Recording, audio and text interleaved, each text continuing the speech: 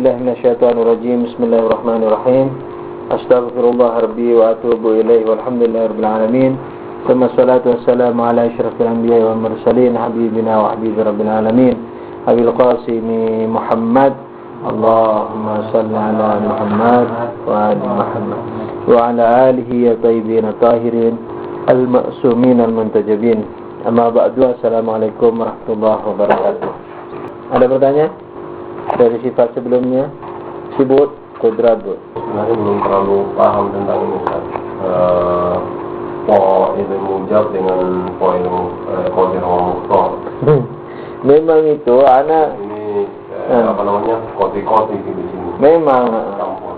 kemarin itu karena anak minder sama umur antum, makanya anak cepatkan. Sebenarnya kalau di kelas itu sedikit-sedikit begitu.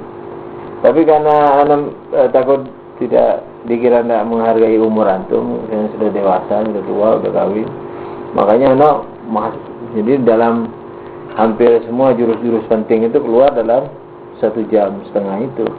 Jadi kalau antum goti-goti misalnya langsung anak ketawa itu karena itu. Jadi begini aja, kalau nanti terasa lambat diingetin aja, kalau terasa terlalu cepat diinterupsi. Tidak apa-apa, harus dipaham biar kan tujuan awalnya kita mau memahami secara betul pelajaran hauzah secara hauzawi, dan yang kedua mau mengamalkan dengan tazkiyahnya insyaallah taala menjadi talabilah ala kulli hal. Nah, jadi ana coba terangin lagi secara menyeluruh ya. Jadi antum coba lihat apakah yang lain bagaimana? Ali, paham enggak? Nah, bukan pelajaran yang kemarin itu. Tidak ada poti-poti. Apa sudah terasa manis atau belum? Kadang-kadang orang memahami pelajaran itu ada yang tidak paham, ada yang paham secara global, gambaran, ada paham secara asrornya sudah mulai syirin. Mujab sama mukhtar itu tergantung kepada definisinya. Perhatikan baik-baik ya. Jadi konsen dulu sama anak, tidak usah sama buku dulu. Mujab sama mukhtar ini, mujab yakni apa? Yang terpaksa, yang ditekan, yang disuruh, yang ada sebabnya. Nah, kemudian mukhtar yakni yang tidak ditekan siapa-siapa. Itu mukhtar. Nah, mukhtar dalam fikih itu apa? Mukhtar dalam fikih yakni kapan saja dia mau melakukan bisa melakukan, kapan dia tidak bisa, kapan dia dipaksa, kapan dia tidak bisa melakukan karena dipaksa, maka itu namanya mujbar, mujab. Sudah? Mujab itu. Itu dalam istilah fikih. Ini kapan dia berbuat bisa selesa berbuat, kapan dia tidak mau berbuat bisa selesa, yakni leluasa tidak berbuat. Tapi kalau dipaksa, ditekan, nah itu berarti mujab dia. Ini terpaksa. Nah, terpaksa dalam definisi ini adalah kalau bahasa ana, bukan bahasa kitab, ini terpaksa dan ikhtiar dalam artian fikih. Nah, ini sudah insyaallah saripatinya. Lah ini dibawa sama ulama kalam ke terpaksa kepada apa? Hakikat filosofis. Bahasa saya nih, hakikat filosofis. Yani hakikatnya. Hakikat filosofis itu kan hakikatnya. Mereka bawa ke masalah akidah. Di sini korsletnya. Nah, orang ilmu kalam Syiah, kenapa dia ngotot tidak mau terima filsafat?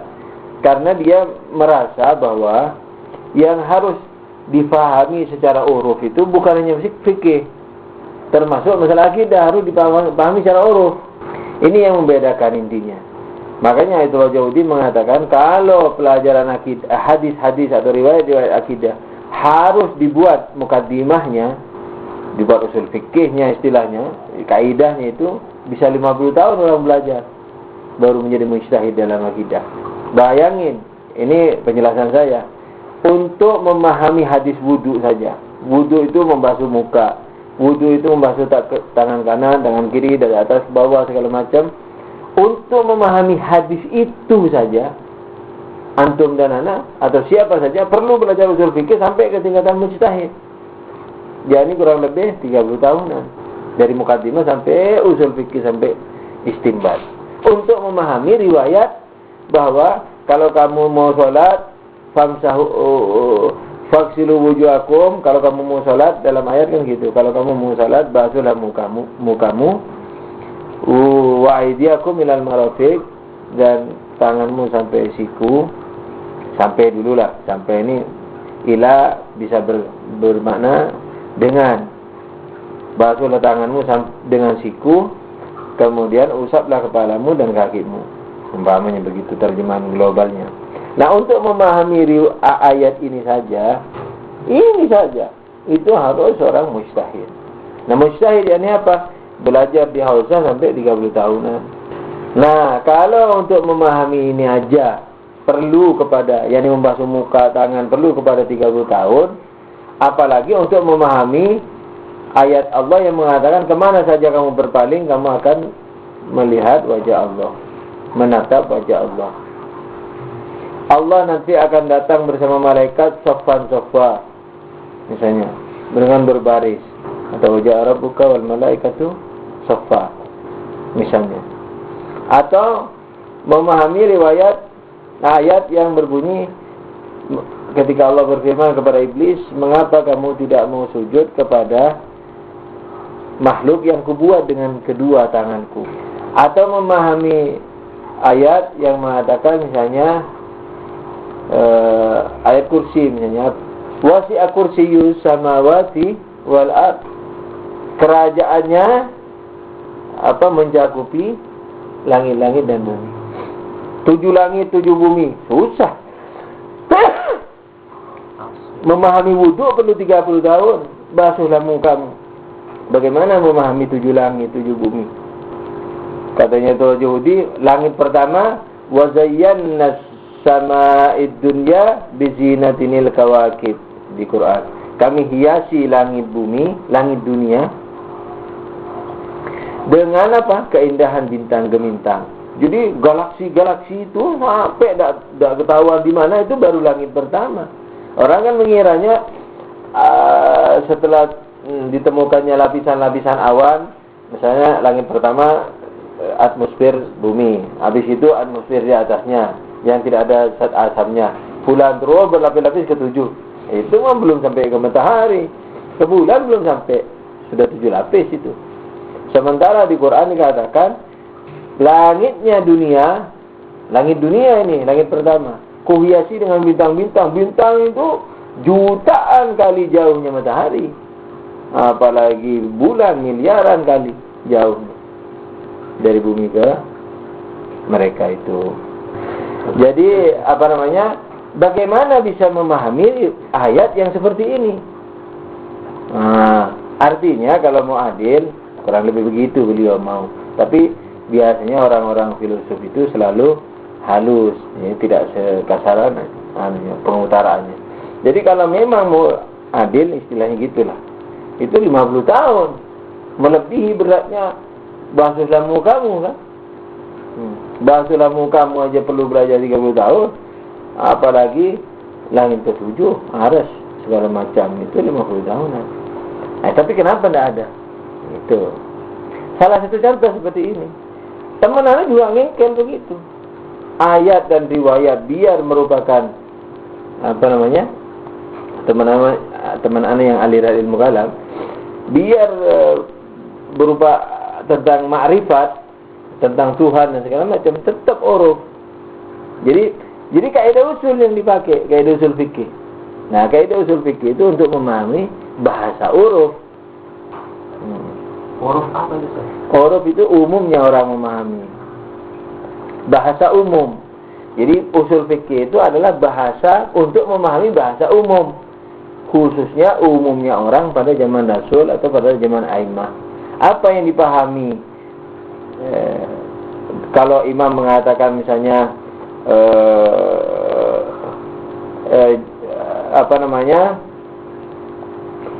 riba itu haram, satu saat mengatakan misalnya riba tidak haram, No. Suatu saat mengatakan tidak ada riba antara anak dan ayah dan orang tua misalnya. Nah, bagaimana uruf memahami? Jadi riba pakai alif lam apa tidak? Pakai adat apa tidak? Kullu atau juz'u apa tidak? Segala macam. Nah, itu dipelajari setelah mempelajari bahasa Arab, usul fikih. Nah, usul fikih itu kaidah umum memahami bahasa umum. Nah, itu juga yang dipakai oleh orang-orang ulama kita ilmu kalam kemana? Ke bahasa akidah. Nah, seperti ikhtiar ini juga begitu. Akhirnya mereka mengatakan apa? Fi'lil mujab, yakni apa? Yang dipaksa. Seperti orang ditodong kepalanya, harta apa nyawa? Dia bilang nyawa. Udah, hartanya dikasihkan. Nyawa dia pilih. Ini gitu. Terpaksa katanya. Kenapa kau kasihkan hartamu? Habis anak ditodong. Nah, itu kan bahasa fikih itu. Sebenarnya kalau dalam bahasa filsafat, hakikatnya ya nih, ikhtiar apa mujab itu? Yang ditodong kepalanya itu. Ikhtiar. Dia mengikhtiari apa? Nah, dia menarjih, melebihkan nilai nyawanya daripada hartanya. Dalam keadaan kepepet seperti ini. Nah, jadi secara filosofinya dia mukhtar. Nanti di akhirat akan dihisab juga. Jadi kenapa kamu mendahulukan hartamu atau mendahulukan? Ini bisa saja satu saat misalnya harta apa istri, dia pilih harta, istri dia kasihkan uang itu, nanti ditanya sama Tuhan. Tidak bisa dia beralasan terpaksa. Orang saya terpaksa, jadi satu di antara dua istri harta, jadi harta yang saya ambil, umpamanya. Bukan terus lolos. Nah, itu kenapa? Karena memang secara hakikatnya, yakni filosofinya, kenyataannya, itu ikhtiar dia. Dalam keadaan kepepet seperti itu, dia berikhtiar. Nah, akhirnya dalam membahas fi'il Allah, fi'ilullah, mereka memberikan definisi ya, kepada ikhtiar Allah sebagaimana kepada kita. Yakni apa? Yakni yang tidak dipaksa-paksa, tidak ditodong-todong. Yakni apa dengan kata lain? Idza syaa fa'al wa idza lam yasha' lam yaf'al.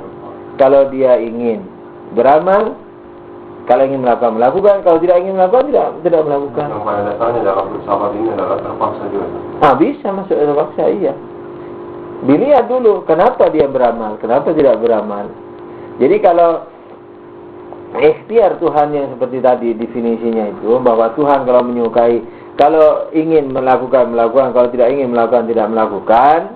Nah, kalau di filsafat tidak cukup di sini. Ditanya dulu, kenapa dia melakukan? Kenapa dia tidak melakukan? Nah, orang kalam menanyakan, oh ya Allah yang tahu. Selesai sudah. Tidak boleh ikut-ikut campur. Ada yang berani. Ya, karena hikmah. Dikejar. Kalau berani jawab begitu, dikejar. Pokoknya dua-duanya dikejar sama filosof. Ini drama ini Anda buat tuh ya. Setelah Anda simpulkan dari perdebatan yang Anda kaji selama ini. Nah, yang mengatakan misalnya, Antum tidak akan temukan nih perdebatan yang langsung kayak wayang ini. Jadi di buku Warokandi. Misalnya Antum mengatakan apa? Ya, hanya Allah yang tahu. Nah, ini sebenarnya dia mau bersembunyi, menakut-nakuti kita, kita langsung dihadapkan kepada Tuhan. Kalau mau debat sama Tuhan, gitu. Nah, dia sebenarnya mengatasnamakan Tuhan. Nah, orang ini sebenarnya tidak bisa menablihkan agamanya secara bagus, karena dia tidak bisa menyelesaikan masalah. Minimal membuat konek lah kepada audiennya, nggak bisa. Hanya dia buntu, hanya dakwahnya di intern sesama santrinya, sesama muslimin saja. Ke orang kafir tidak bisa dia. Karena nanti kalau ditanya kenapa, ya hanya Allah yang tahu. Nah, tapi akal masih belum puas. Kadang-kadang hanya Allah yang tahu. Tidak apa-apa jawabannya begitu. Tapi akal puas. Oh iya, memang tidak ada jalan untuk kita tahu.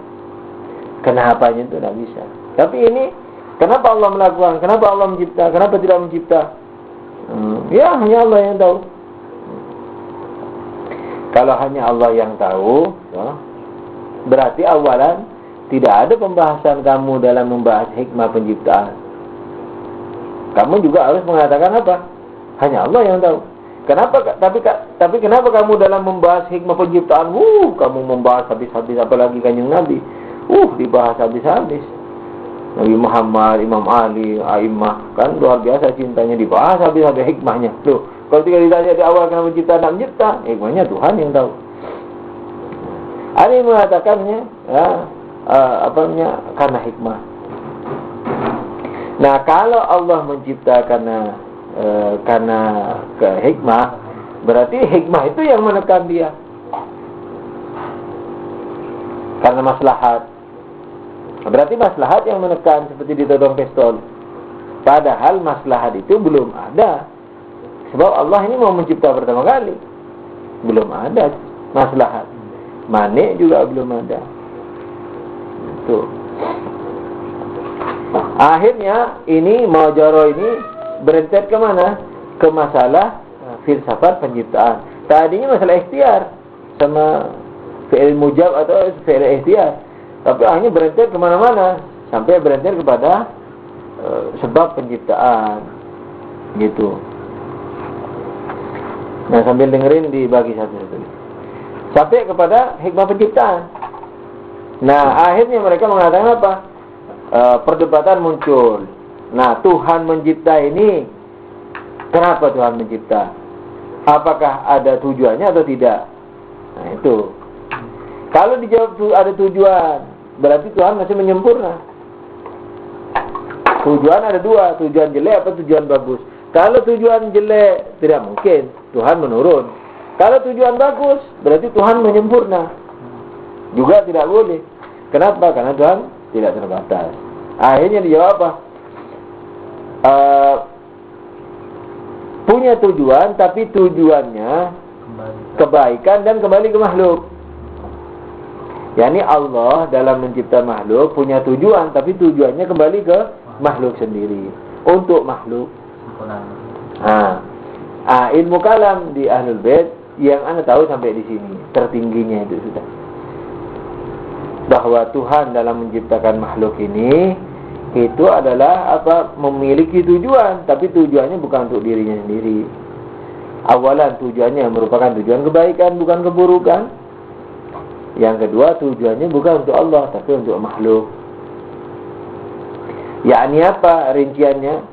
Yakni mengantar makhluk kepada kesempurnaannya. Mengantar makhluk kepada kesempurnaannya. Ini meninggikan makhluk supaya makhluk bagus, sempurna, mulia. Itu mencapai ke puncak kesempurnaannya. Dikejar sama filsafat. Kalau begitu Tuhan dipaksa untuk menyampaikan makhluk kepada kesempurnaannya. Karena kamu bilang Tuhan dalam mencipta bertujuan supaya makhluk mencapai kebaikan. Berarti pencapaian kebaikan oleh makhluk tujuan Tuhan. Berarti itu juga menekan Tuhan. Itu yang menyuruh Tuhan mencipta. Ayo cipta, wahai Tuhan. Kata si siapa? Kata pencapaian makhluk kepada kebaikan itu. Anggap kita bentukkan wayang. Itu. Nah, akhirnya apa? Akhirnya filsuf mengatakan bahwa dengan perkataan tadi itu, bahwa tujuan itu telah menekan Tuhan. Yang kedua, tujuan nih, jadi penyampaian. Kalau tadi kan penciptaan makhluk, punya tujuan apa tidak? Berpengaruh tidak sama Tuhan? Tidak katanya. Sebab kalau berpengaruh Tuhan menyempurna. Kalau berpengaruh baik, kalau berpengaruh buruk Tuhan menurun, sama-sama nggak mungkin. Berarti tidak berpengaruh. Oke, kenapa tidak berpengaruh? Karena Tuhan dalam mencipta ingin menyampaikan makhluk kepada kebaikannya. Jadi tujuan Tuhan mencipta makhluk kebaikan, tapi kebaikan itu untuk makhluk itu sendiri, bukan untuk Tuhan. Oke. Berarti ada dua hal, ada penciptaan, ada tujuan penciptaan. Penciptaan bukan untuk Tuhan. Nah, sekarang pertanyaannya, tujuan penciptaan berpengaruh nggak sama Tuhan? Kalau tadi kan penciptaannya yang ditanya, penciptaan ini berpengaruh nggak sama Tuhan? Kalau berpengaruh jelek, tidak mungkin. Berpengaruh baik juga tidak mungkin, karena menyempurna. Berarti tujuannya kebaikan, tapi berpengaruh untuk makhluk, bukan berpengaruh untuk Tuhan. Kebaikan itu berpengaruh untuk makhluk, bukan untuk Tuhan. Ditanya lagi sama filosof, pengaruhnya kebaikan kepada makhluk atau terhadap makhluk, tujuan Tuhan bukan? Ya tujuan Tuhan. Nah, kalau tujuan Tuhan, karena kamu mengenal dari awal bilang punya tujuannya kebaikannya kembali kepada makhluk. Berarti isolul makhluk kepada kebaikan, yakni penyampaian makhluk kepada kebaikan, mengantar makhluk kepada kebaikan yang merupakan tujuan Tuhan. Berarti Tuhan apa? Berpengaruh enggak tujuan itu kepada penyampaian kebaikan kepada Tuhan itu berpengaruh enggak? Kalau dibilang tidak berpengaruh, berarti Allah berbuat abas. Kalau berpengaruh keburukan, menurun tidak mungkin. Berpengaruh kebaikan juga tidak mungkin. Karena menyempurna. Apa tujuan lagi sekarang? Tak bisa kembali kepada makhluk lagi. Tak mungkin penyampaian kebaikan kepada makhluk yang mana merupakan tujuan Tuhan. Kebaikan penyampaian kepada makhluk juga untuk makhluk. Kebaikan yang kedua kita tanya lagi. Kebaikan yang kedua yakni yang berupa penyampaian kebaikan kepada makhluk, itu kebaikan atau tidak? Kalau tidak, berarti Tuhan mustahil melakukan. Kalau baik, berpengaruh apa tidak sama Tuhan? Kalau dijawab tidak, berarti kepada makhluk lagi. Berarti kebaikan, penyampaian kebaikan kepada makhluk, itu juga baik untuk makhluk, bukan untuk Tuhan. Terus begitu ya tasalsal. Sampai tidak ada ujungnya, tidak mungkin.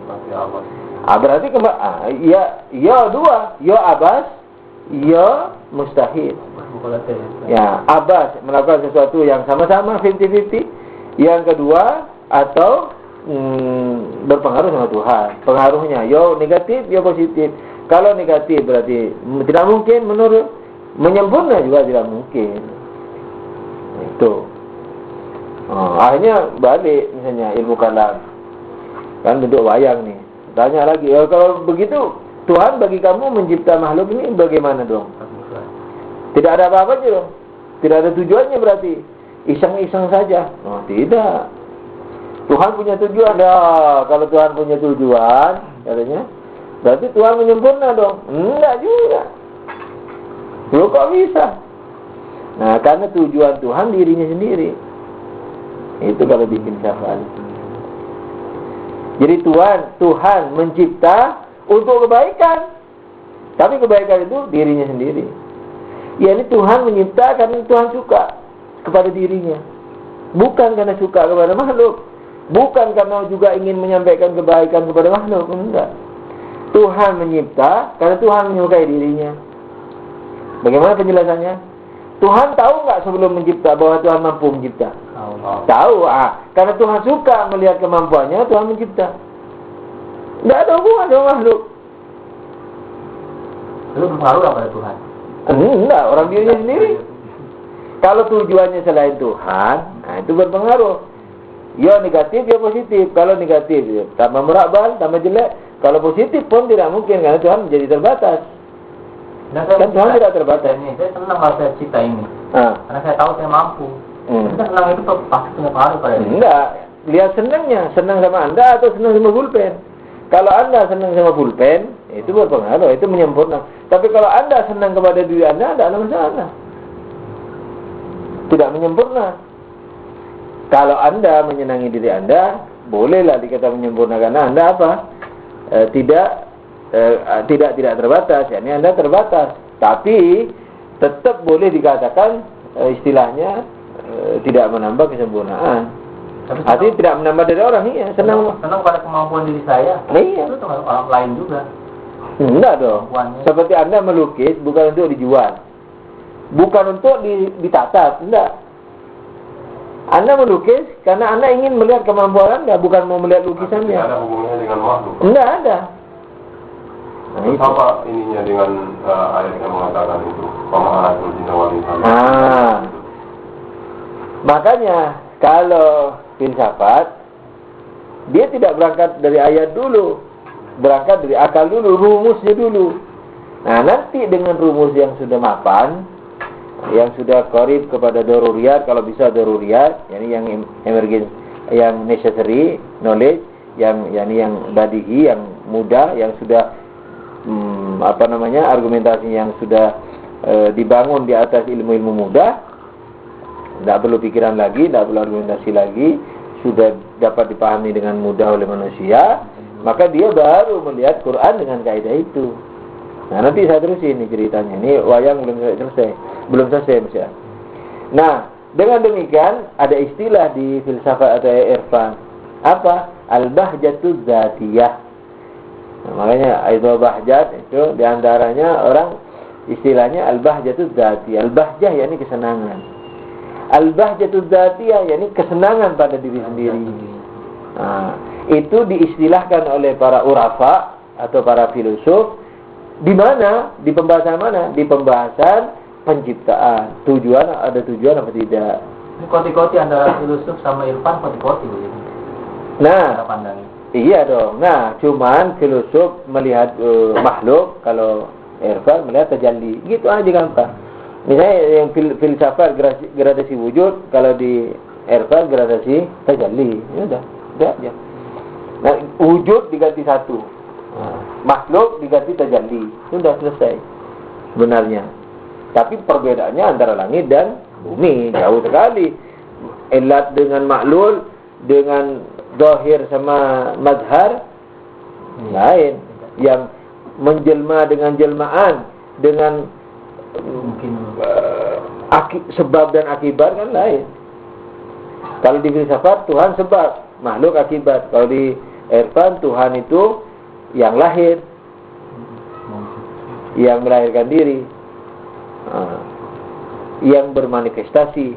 Alam manifestasinya, tidak ada wujudnya. Alam tidak punya wujud.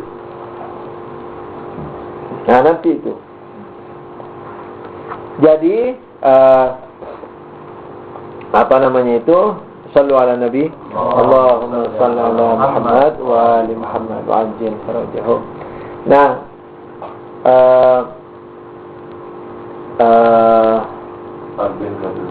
iya. Jadi dalam filsafat atau irfan,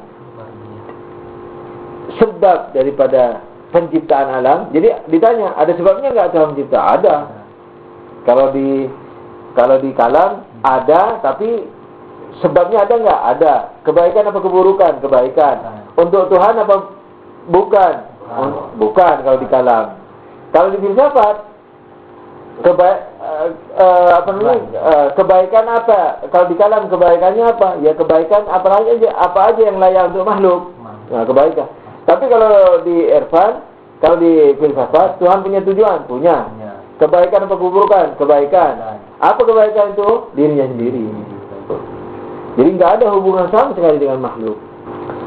Nah, akhirnya diserang sama ilmu kalam.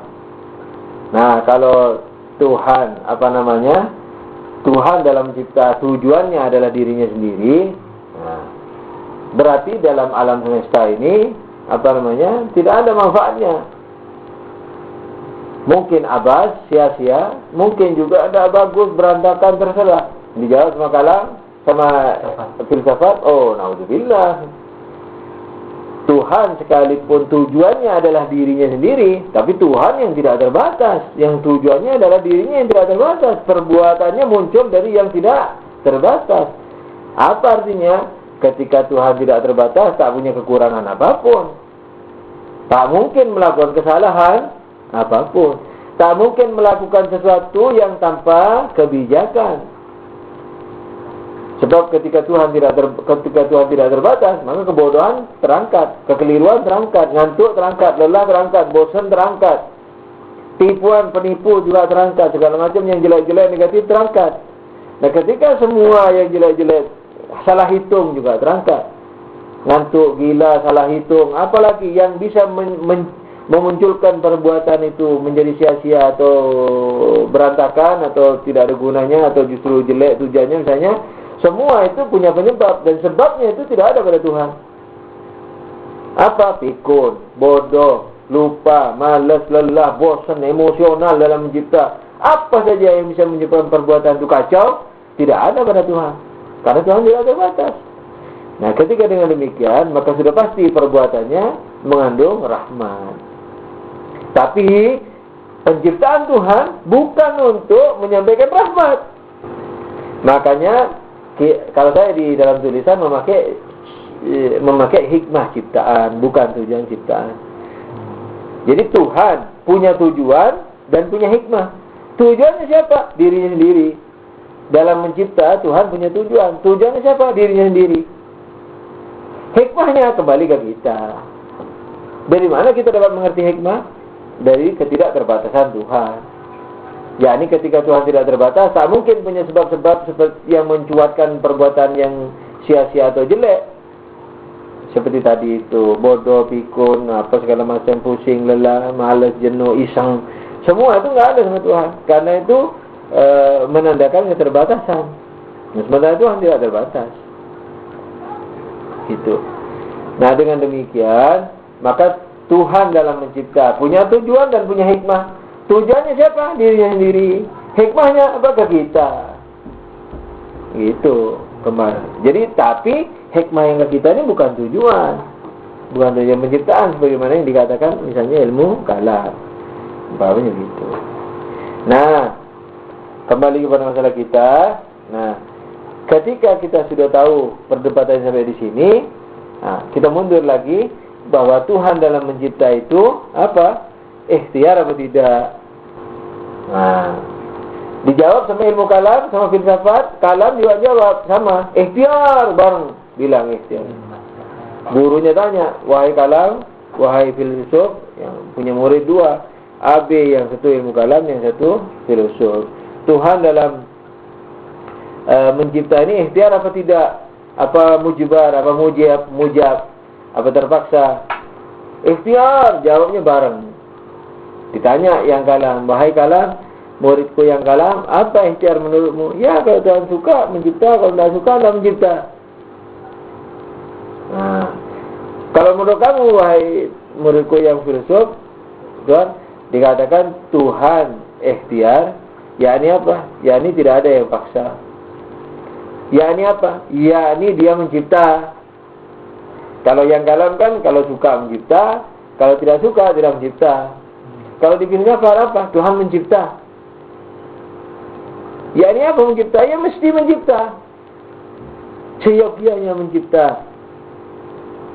Tidak pakai mengatakan kalau ingin mencipta, kalau tidak ingin tidak mencipta. Enggak. Pokoknya dia mencipta sudah. Pasti ingin dan mencipta. Itu kan determinis.